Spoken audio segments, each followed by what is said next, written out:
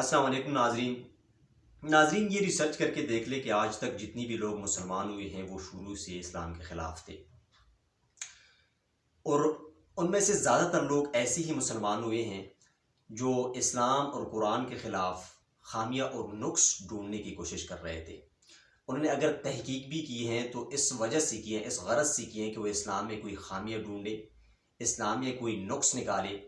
لیکن جیسے ہی اس نے خامیاں یا پھر نقص ڈھونڈنے کی کوشش کی ہے تو انہی لوگوں کا پانسا پلٹا ہے۔ آج کی ویڈیو میں ہماری ایک بہن ہے جو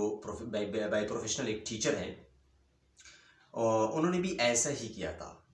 انہوں نے بھی اسلام کے خلاف یعنی قرآن میں خامیاں ڈھونڈنے کی کوشش کی تھی، اور وہ قرآن کو اس لیے پڑھ رہی تھی کہ تاکہ وہ قرآن میں خامیاں ڈھونڈ سکے۔ تو پھر انہی کا بھی پانسا پلٹا۔ آئیے ایک ساتھ دیکھتے ہیں کہ آگے ان کے ساتھ کیا ہوا۔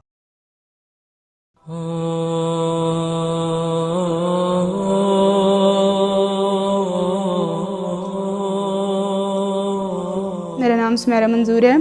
میرا سابقہ مذہب عیسائیت تھا۔ الحمدللہ اب میں اللہ کے کرم سے مسلمان ہو چکی ہوں۔ میری کوالیفیکیشن MA ہے اور میں بائی پروفیشن ایک ٹیچر ہوں۔ میں نے آج سے تقریباً 5 سال پہلے دین اسلام قبول کیا ہے، اور فیملی کا جہاں تک تعلق ہے تو فیملی میں ایسے کوئی دوسرا بندہ نہیں ہے جس نے اسلام قبول کیا ہو۔ البتہ میرے دور کے جو ریلیٹیوز ہیں، یعنی میری بھابھی کے جو بھائی ہیں، انہوں نے اسلام قبول کیا ہے۔ اس کے علاوہ اور کوئی بندہ جو ہے وہ اسلام میں نہیں آیا۔ دین اسلام قبول کرنے کی سب سے بڑی وجہ جو تھی وہ اس دین کے اندر انسانیت جو سکھائی گئی، جو ہر طرح کا طرز زندگی جو تھا اس کے اندر، ایک ایک بات، اٹھنے کا طریقہ، کھڑے ہونے کا طریقہ، بیٹھنے کا سلیقہ، چلنے پھرنے کا طریقہ، ہر نہج پہ دین اسلام میں رہنمائی موجود تھی۔ ایون کہ بیوہ کے لیے حقوق و فرائض، ان کے خواتین کے فرائض الگ تھے، حقوق و فرائض مردوں کے الگ تھے۔ ہر طرح کے مردوں کے لیے عورتوں کی ڈیوٹیز ڈیفائن ہوئی تھی، اور جو شریعت کے جو مختلف جو ان کے احکامات تھے، جب میں نے ان کو اسٹڈی کیا اور ان کا میں نے تقابل دیان کی طرف جب میں گئی، میں نے عیسائیت کو اور یہودیت کو اور اسلام تینوں کو ایک ساتھ اکٹھا اسٹڈی کیا، تو پھر مجھے احساس ہوا کہ آخر ایک کوئی نہ کوئی تو سچا رب موجود ہے نا، یا تو عیسائیت میں ہے، یا یہودیت میں ہے، یا پھر اسلام میں ہے۔ تو پھر اللہ کے فضل و کرم سے جب میں نے وہ اسٹڈیز مکمل کی تو پھر at the end of the point مجھے یہی بات سمجھ میں آئی کہ بے شک اللہ ہی وہ ذات ہے جس سے کبھی کسی دور میں کوئی غلطی نہیں ہوئی، اور واحد کتاب قرآن پاک ہے جس میں کوئی غلطی موجود نہیں ہے۔ تو اس کے علاوہ جو تھا قابل دیان کی اسٹڈیز کے علاوہ میرے ٹیچرز جو تھے ماشاءاللہ، انہوں نے اسٹڈیز کی اسلام کی، تو وہ قرآن کلاس ایک چلتی تھی ہمارے ٹیچرز کے لیے نا، اسپیشلی ہر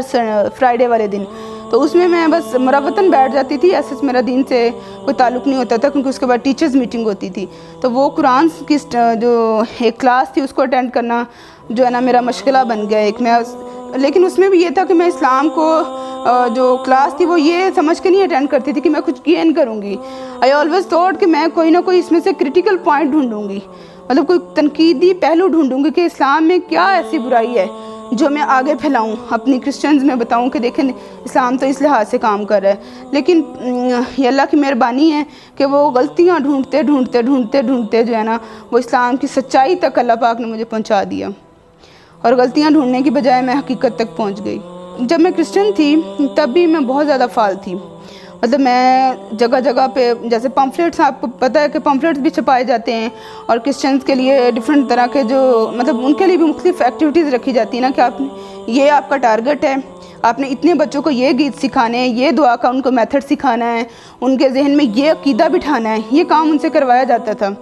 اور میں بھی یہی کرتی تھی، میں وہاں پہ ایز اے لیڈر سمجھ لیں کام کرتی تھی۔ اپنے میرے جو فیملی تھی اس کے اندر میں اپنے جو ہمارے جتنے بھی چھوٹے بچے تھے ان کو ڈراماز کروانا، ان کو دعائیں سکھانا، گیت سکھانا، مطلب جو بھی کرسچنز میں عبادت کا طریقہ ہوتا تھا وہ کرواتی تھی۔ اور صرف اتنا ہی نہیں بلکہ 1-2 بار جو مسلمان عالمین تھے ان سے بھی میری اس ٹاپک پہ بحث ہو گئی تھی۔ مطلب وہ لوگ کہتے تھے کہ مطلب پاسٹرز جو لوگ جو ہے نا وہ اچھے نہیں ہوتے، تو میں ان سے بہت ہی کٹر انداز میں ان کو کہتی تھی کہ دیکھیں جو مولوی حضرات ہیں مجھے تو وہ بھی پسند نہیں ہیں۔ مطلب میں بجائے اس کے کہ میں ایک تنقیدی پہلو سے سوچتی کہ نہیں اسلام میں تو یہ ہے، میں ہمیشہ اسلام کے مخالف ہی کوئی بات کر جاتی تھی۔ یہ میرا طرز زندگی تھا، اور میں ہمیشہ ہی اسلام میں نقص ڈھونڈتی رہتی تھی، لیکن یہ اللہ تعالیٰ کی مہربانی ہے کہ اس نے اسلام کا جو سچائی تھی، جو حقیقت تھی، وہ مجھ پہ آشکارا کر دی، اور میں اللہ کے فضل و کرم سے مسلمان ہو گئی۔ جب آپ کے دل میں اللہ پاک ایمان کی طاقت بھر دیتا ہے نا، پھر دنیا کی مصیبتیں، دنیا کی مشکلیں آپ کو مشکل نہیں لگتی، وہ آپ کو آسانیاں لگتی ہیں۔ تو میری زندگی بھی مشکلیں آئیں، ماں باپ نے ساتھ چھوڑ دیا، مالی مشکلات کا سامنا کرنا پڑا، وراثت میں سے حصہ کٹ گیا، گھر سے بے گھر ہونا پڑا، ہجرت کرنا پڑی، لیکن اللہ پاک کا فضل و کرم ہے، اس کی برکتیں اور رحمتیں ہیں کہ آج میرا گھر بھی ہے، شوہر ہے، بچے ہیں، الحمدللہ میں ایک پرسکون زندگی گزار رہی ہوں۔ اور باقی مسلمانوں کو بھی میں یہ مشورہ دوں گی کہ دیکھیں حضرت بلال حبشی تھے، کتنی مصیبتیں انہوں نے سہی، صحابہ نے کتنی غربت سہی، نبی صلی اللہ علیہ وسلم کی بیٹیوں نے کتنی تنگی سہی، لیکن اسلام کو نہیں چھوڑا۔ تو آپ لوگ بھی، سب سے میری یہ گزارش ہے کہ حالات جیسے بھی ہوں، آپ مرنے تک آپ کی نوبت پہنچ جائے، آپ کی جان لبوں پہ آ جائے، لیکن کلمہ کبھی نہ چھوڑیں۔ اسلام قبول کرنے کے بعد جو ایک چیز مجھے لگتا تھا کہ اللہ پاک نے عورتوں پر جو سب سے بڑا احسان کیا ہے نا، جسے میں کہتی ہوں کہ کسی دوسرے دین نے یا کسی دوسرے مذہب نے اس چیز کے بارے میں نہیں سوچا، وہ واحد چیز پردہ ہے۔ مطلب پردہ ایک ایسی چیز ہے جس نے عورت کو ہر لحاظ سے محفوظ بنا دی ہے، غیر مردوں کی نظروں سے، ان کی مختلف حالات کی زندگی، ہر طرح سے عورت کو محفوظ کر دیا ہے۔ پردے کے بغیر تو عورت کی زندگی نہیں ہے، یہ میرا ذاتی خیال نہیں ہے، یہ آپ ریسرچ کریں گے تو آپ کو پتہ چلے گا کہ پردے کے جسمانی نہیں، سائنسی نہیں، روحانی بہت سارے فائدے ہیں۔ اب جس طرح آج کل ایک بہت بڑی کمپین چلتی آ رہی ہے، میں اسے بھی سازش ہی کہوں گی، کہہ لو، خواتین نے بینرز اٹھائے ہیں، جی میرا جسم اور میری مرضی، بہت بڑی ایک تحریک ہے، ایک سازش ہے۔ تو میں تو صرف اتنا کہوں گی کہ بہنوں، یہ ایک ایسا خوبصورت گڑھا ہے جس کے جو بظاہر تو آپ کو خوبصورت لگتا ہے کہ ہم خوبصورت نظر آئیں، ہم اپنی مرضی کریں، لیکن یہ گڑھا ہے، آپ اس کے اندر گرتی جائیں گی۔ اگر کوئی آپ کو زہر کو لڈو میں ڈال کے دے دے گا اور آپ کو بتا بھی دے گا کہ دیکھیں اس میں زہر ہے، کیا آپ کھا لیں گی؟ کبھی بھی نہیں کھائیں گے، آپ کو پتہ ہے اس میں موت ہے۔ لیکن پردے کے بارے میں آپ کو، خواتین کو، اکثریت کو پتہ ہے کہ یہ اللہ کا حکم ہے اور اس میں ہماری ہی حفاظت ہے، ہماری ہی اس میں کہیں نہ کہیں بہتری ہے، پھر بھی وہ لوگ بے پردہ ہیں۔ تو میں ان کی بدقسمتی ان کو کہوں گی کہ آپ لوگ پلیز اس طرف آئیں، آپ پردہ کریں، پردے کے بغیر زندگی کچھ بھی نہیں ہے۔ اگر اللہ پاک نے آپ کو زندگی دی ہے تو اللہ کے احکام کی پابندی کریں۔ یقین مانیے، جو بندہ یا جو عورت صرف خالصتاً اللہ کی رضا کے لیے ایک حکم بھی مانتی ہیں، اس کے لیے برکتوں کے دروازے کھول دیے جاتے ہیں۔ اور اگر آپ پردہ کریں گی تو پھر آپ اپنی دنیا کو بھی سنوار لیں گی، آخرت کو بھی سنوار لیں گی۔ آپ پردہ نہیں کریں گی تو جیسے کہ حدیث میں آتا ہے، آپ چار مردوں، اپنے باپ کو بھی، بیٹے کو بھی، شوہر کو بھی، آپ ان سب کو دوزخ میں لے کے جائیں گی۔ تو خدا کا واسطہ، خدا را اپنی زندگی کو بھی بچائیے اور اپنی باقی لوگوں کی زندگیوں کو بھی بہتر بنانے کی کوشش کریں۔ جبری اسلام قبول کروانے کے معاملے میں تو صرف یہی کہوں گی کہ یہ ایک ایسا معاملہ جس پر نہ صرف روز اول سے یہ اسلام پہ الزام تراشی ہوتی آئی ہے اور ہوتی رہے گی، کیونکہ اللہ پاک نے فرمایا ہے کہ جہاد تو چلتا رہے گا۔ یہ جہاد ہی ہے نا، اسلام کے خلاف کوئی نہ کوئی سازش جو ہے یہ لوگ لے کے آتے رہتے ہیں۔ اب یہ نئی سازش ہے، میں تو اسے سازش کہوں گی، بہت بڑی سازش، ایک جھوٹ پہ مبنی، ایک جسے کہتے ہیں نا، انہوں نے